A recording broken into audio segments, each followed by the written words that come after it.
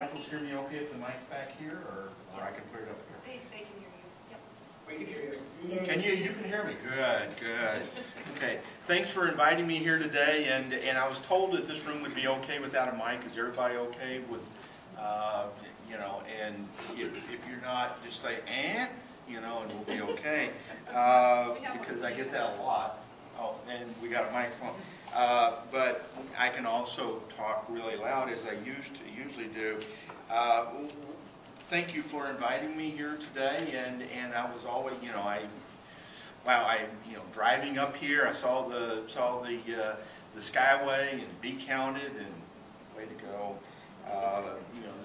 The Metro State and the whole Minskew system has really just been marvelous in helping promote the census, and I want to make sure I say thank you very much that we're really moving and trying to promote the census and make sure everyone gets counted, because this is really important.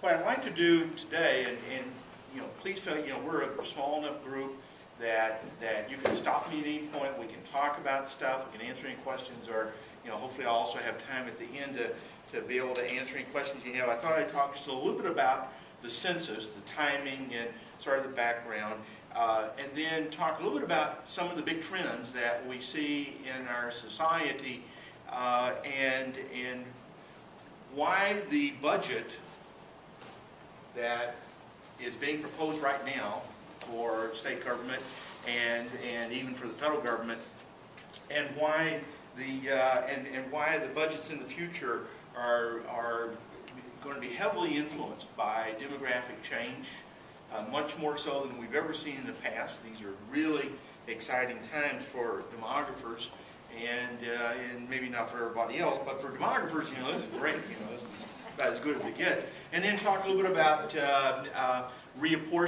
apportionment of congressional seats, and then just a little bit about redistricting, and then hopefully leave plenty of time for questions and answers, and use some of the examples here as examples of how we use this kind of data. I'm just going to advance the slides for me here, so thank you. The timing of the census.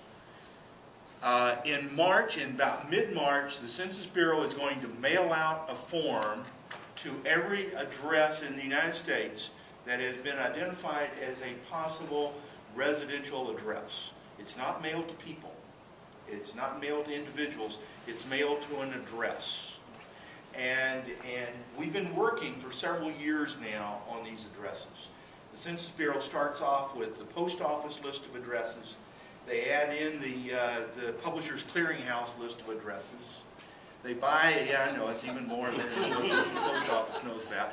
They buy, they can find you, and then they purchase other mailing lists and add any that they can add to. They add to, and then they work with us, and we worked with local units of government in something called LUCA, or Local Update of Census Addresses.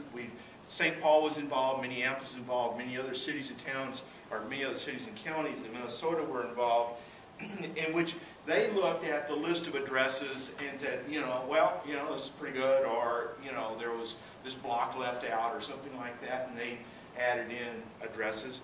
And then one last effort, one last check of checks. I'm sending a person to Washington at the end of this month who, as part of a cooperative arrangement that we have with the Census Bureau, who will compare not the individual addresses, but for census blocks, compare side by side the number of addressable units we believe are there against what the Census Bureau has, and then if there's a difference, the Census Bureau will recanvass that area, and in time to still be able to mail the forms out by mid-March, and so you should receive the form in the mail by mid-March. And when you do, please fill it out. And it's only going to take about 10 minutes or so for the average household to fill it out. It's a very short form. Mail it back in self-addressed stamped envelope. You don't have to do anything except just do that. And it goes back in, And that address gets marked off because each form is barcoded to that address, to their individual address. And that form, that particular address gets marked off, and that's the end of, you know, the number is processed, and eventually you'll show up in the final data. If you don't return your census form, you'll get another census form in early April. They'll mail out a second one just in case you thought the first one was junk, and they'll mail out a second one. And if you don't return that one, then by the end of April, early May, you begin to get census enumerators, census takers, come to your door, knock on the door. Hi, I'm from the Census Bureau, and they'll have ID and stuff, and so you'll know who they are. And they look like little nerds with the, you know, they have a little briefcase that says census on the side, and they'll have a photo ID, and you know. But I mean, it's really important. Don't ever, nobody should ever let somebody in their house that they don't know who it is. We don't want anybody, any unfortunate things to happen. You'll know who the census taker is. If you're not at home, they'll leave a thing hanging on your door. And then it'll come back a second time, but at a different time of day. And if there's still nobody at home, they'll come back a third time. And if there's still nobody at home, they go to a neighbor and say, does anybody live here? And if so, about how many and who are they? And that's about all they have. And of course, you know, there are vacant houses. There are vacant addresses. So it's really important to know which places are vacant as well as which ones are occupied. And this happens everywhere. And if you can just picture in your mind that every possible kind of household